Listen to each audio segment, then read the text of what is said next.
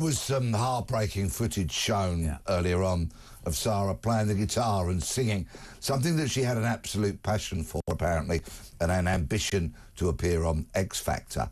I think that society is judged by how it treats its vulnerable. In other words, the elderly, children, those with disabilities, for example. Not looking good at the moment. We allow our pensioners to freeze and our 10-year-olds to be tortured. Indeed. And the wickedness, which the judge was very careful in using the word torture, because he said judges are warned not to bandy that word around without just cause. And it very much was a campaign of torture of a beautiful 10-year-old child beyond the comprehension of every right-minded person. And actually, interestingly, I've had quite a few conversations with people over the last week about, what's his name? Irfan Sharif. Irfan Sharif. Did what he did, seemed to justify it, got on a plane to run away, has taken the other children back to Pakistan as well, was known as an abuser of vulnerable women and children. I think when I nearly lost it on air was when I read the WhatsApp message from his wife to her sister saying, please come quickly, he's broken her arm. I think he might break more bones in her body. I got home, my wife was, everybody I've spoken to, raging that scum like that have any right to be in our society. And of course it led me to a debate that not many people ever want to have, is whether somebody like that deserves to be alive. But I'm fortified by a call I had from a friend of mine who will remain anonymous, who said, no. Life in prison for him won't be attractive. 40 years, is that whole life then or not? No, it's not. No. Why? He will become eligible for parole. Why? If he lives another 40 years. How old is he? Well, the criteria for receiving a whole life term is very narrow and the bar is set very high, which is why we've only got something like 60 or 70 As an ex-Met police detective, did that piece of crap, sorry, I'll make no apologies for that word, did he not deserve full life? Oh, I think so. But the Sentencing Council hands down the guidelines and the judges are bound to abide by them. And he did not hit that criteria. And of course, his campaign of violence started way before when Sara was born because he'd assaulted other children. An absolute monster with chronic failings by social services, the education and police. All of those together did fail that poor young girl. You weren't here, but I took a call on the show last week. I wish we could play it, but we can't. From an ex-boss of social services in Wiltshire, whose opening gambit to me was, and I said, sorry, I don't care if you don't like this, those social workers, I think, have blood on their hands. They had been warned for 2.5 years. Neighbours who'd heard blood-curdling screams had sent messages and recordings. How that... And you know what he said to me? Well, if you start sacking people who are trying their best, you'll have no players on the pitch. And I went, I don't even want a team like that. I don't understand how that poor kid was allowed to suffer. But let's take that word, suffer, and we have to be really careful. And even Ryan would... Yeah, we're right. Irfan Sharif, I don't think deserves to live, but it's not going to be easy for him, is it? No, it won't. No, he is amongst the most vile of offenders. He will, of course, unfortunately, probably be put on a segregation unit so that those who might want to do him harm, and I'm sure there'd be plenty queuing up in prison to give him a whack. Is there an unwritten rule then in prison, Pete? Is there a sort of... I presume somebody that abuses a child is not particularly high on LAG's favoured list. No, he's not. There is no credibility amongst criminal circles for what he did. So he will undoubtedly be on the segregation, and I suspect that plenty of efforts will be put into ensuring that people do not get anywhere near him. Therefore, you know, a pretty solitary kind of sad existence. I am sometimes tempted. I'm not one for capital punishment. But in this case, let's have the debate. In this, I mean, I'd love to know what you all think. I'm not trying to do it again, but for me, there is definitive proof that an adult who has abused children physically and mentally in the past, and women, tortured, great word from the judge, tortured an innocent girl.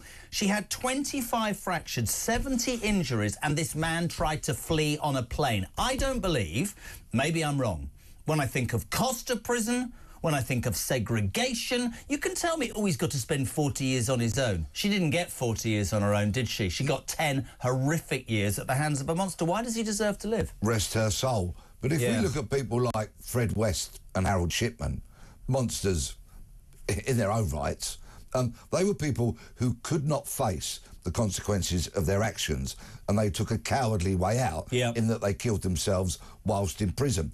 The prospect of 40 years minimum of waking up every day incarcerated, not hearing the birds sing, not seeing the blue skies.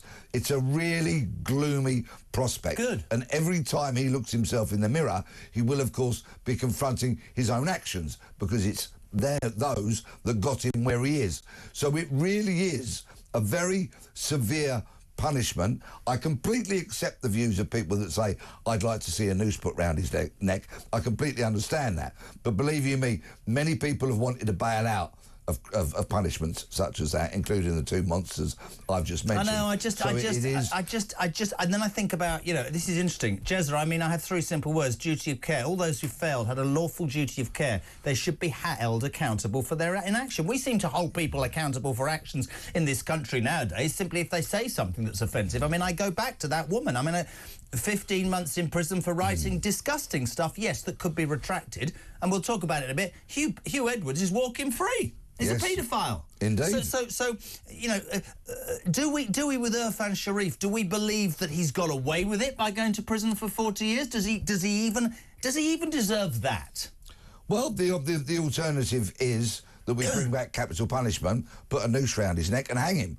But in that particular case, and of course the argument is it doesn't make us any better than them, and what happens if they're... This is unequivocally proven. Yeah, but in all probability, he will die in prison. In all probability. Yeah. It would be a ludicrous parole board if in 40 years' time he was deemed eligible for parole. Well, I'll be dead, but if anybody let that piece of crap out, that's beyond me. Likewise. Younger listeners, remember the name, please. Peter Sharif. Oh, Irfan Sharif. Is that Peter Bleksley? Yeah.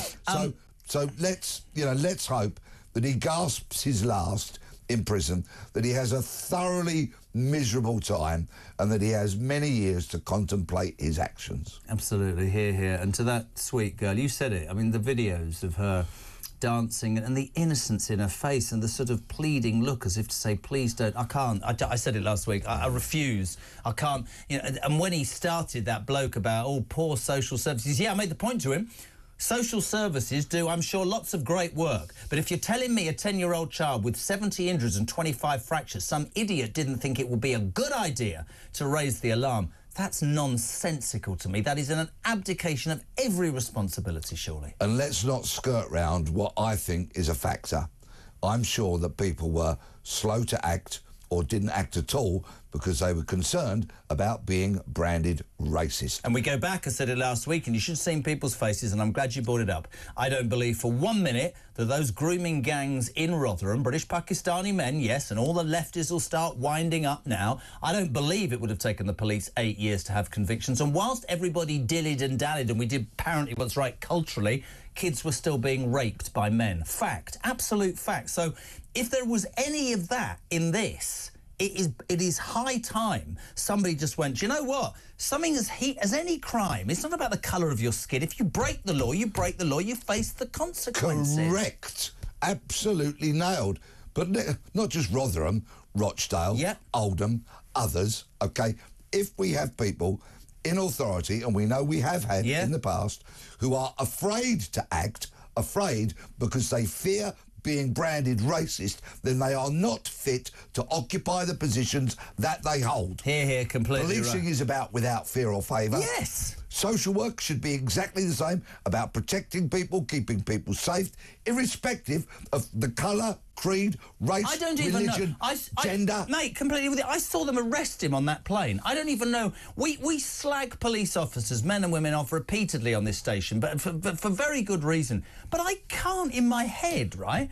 The calmness with they arrested them. I couldn't do a job like that. Can I have some praise for the Pakistan police here? Go on, then. Because what they did, when Sharif legged it out there to go on the run, what they actually did, and this would never happen in this country, OK? They came up with a colourful policing tactic in that they threatened the wider family with certain charges, OK? They said, we are going to charge members of your wider family, and let's just say, I'll be delicate here, some of these charges may have been based on questionable evidence, shall we say. And they all turned him in. They all went, right, you better go, because we don't want our lives disrupted by this kind of action. To me, that's great policing. Let's move it on to the other story today. I mentioned this already. Let's mention it again. Everybody with a brain cell found it appalling when Hugh Edwards. I mean, sorry, that's again beyond me. We've said it. You can be put in jail for writing something that upset somebody in this country. He was spared jail because I've no idea why. This was a man watching disgusting videos and images of young children being abused. Today we discover that the man that basically provided him with those images has also walked free from the court in England. Jack Davis, his name is. Jack Davis. Yeah, Jack without a K. Kicking K, as my kids called it when they were learning the alphabet. Anyway. Half of Jake. Jack Davis, yes. Right? So he was based around Leeds, and he was actually supplied with images by the same man that supplied those images to Hugh Edwards, OK? Just a whole network of utter paedophilic filth, vermin, the lot of them. He was convicted today of possessing 84 images, 30-odd of the most serious category, Category A, one of which involved a moving image and a baby. I'll go no further. Absolute scum of the earth. And he does not get jailed. His defence barrister said, well, there has to be parity with Edwards. He didn't get jailed, so my client shouldn't be jailed. Now, it's not the magistrates or the judge's fault here. It's the sentencing council. But we keep saying that, so somebody needs to change the bloody sentencing council. Yes, they do. But, of course, there's no rooms in the prison. So what do we do? Build more prisons? Yes, please, urgently. And to jail these people, because there is no deterrent. Absolutely no deterrent. And what does that say to any, I'm going to say man or woman because I'm trying to be fair, but majoritively it would be men. That says to every paedophile, as that defence lawyer has proven today, we'll just quote Hugh Edwards' case. What are you going to let him off because he was a television presenter on 400 grand a year? My client go to jail, which means you're saying to people who want to look at indecent images of children, you can do that in the United Kingdom, but you can't write a post on Facebook that somebody might be offended about. My wife did 16 years of her glittering over 30-year police career catching paedophiles. She remains entirely convinced. Oh, and after that, she monitored them in the community. I'm glad you said that. I said my wife did 16 years. I thought she was in prison for something. She monitored them in the community, so she has a very thorough understanding of catching them, locking them up and monitoring them after release.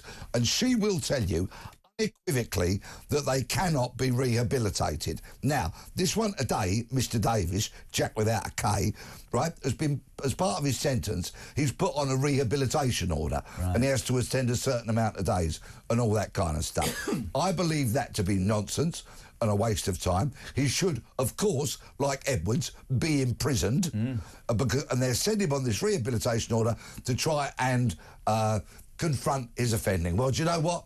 Pass me the bolt croppers, honestly, because I'll do the job. Mate, I don't understand it. I mean, I know, because I know straight away that people will text and say, we completely agree with you both. What sort of world do we live in? And then, I mean, this is the other story. And by the way, this gentleman, Martin Gaunt, a fed-up shopkeeper, says he has carried out more than 50 citizens' arrests against aggressive thieves in the last 2 years. Martin Gaunt, who owns the Happy Piranha gift shop in Cornwall, says he has to take matters into his own hands because the police rarely, if ever, attend. He described the incidents as relentless and stressed the crime even gets worse in the winter. At Christmas, shoplifting increases dramatically. The businessman says he has no choice but to protect his store based in Truro and has developed a process for addressing the thieves over time. He's on the show at 4:30. What does that say about us? He's now having to protect his own shop because the coppers don't turn up. I was talking to a shopkeeper the other day, and of course we were talking about shoplifting. This guy runs a small chain of convenience stores. The perfect kind of shop you want in your neighbourhood for when you run out of milk and you've got no bread. Absolutely. You know, all that, perfect. And he's a much valued shopkeeper in the communities that he serves. He has to now put security tags on the meat and other high-value kind of things. Wow. And he was telling me about the shoplifting, and I said to him, so what do you do with these shoplifters? He said, if it's somebody in obvious hardship and he knows his community, obvious hardship, he said, we could do things that will help. Refer to charities, That's nice. churches, all that kind of stuff. Steer them in the right direction. He said, if it's people coming, passing through, he said, and just targeting us and trying to nick a few quid and doing it because they're career criminals, he slowly raised his two fists, clenched, put them in front of me. He said, we deploy these. He said, and trust me, they never come back. But the irony of that, however brilliant, I bring you back to Martin Gaunt, right? Many instances, if you listen to some of the stories now, it'll be Martin Gaunt who gets arrested or prosecuted for daring to defend the thing that he's worked for because some scumbag thinks it's all right to do what he's doing. Absolutely. That's what I find frightening. And I couldn't possibly condone violence. No. But this man, the shopkeeper, knows that the police probably won't turn up. So what happens with a citizen's arrest? So he's made 50. Well, I thought you made a citizen's arrest and then the coppers turned up. You detain them until the police do arrive. But of course, in this day and age, that can be a very long time for certain people. And what would happen? I mean, do they just run off? I mean, I'm going to ask it myself, because do the police ever turn up? Take them in a back room and stand guard over them is essentially what you've got to do. But of course, you can't do that for hours. Say you're working in the shop on your own, then it's impossible. And so, expense to shops, a lack of efficiency and all of that impacts upon them because they're being victimised not once through the theft, but twice because they have to detain these people and stand guard over them.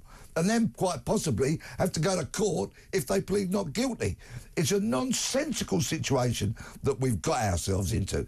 And the police, of course, we know they're under-resourced. That I fully accept.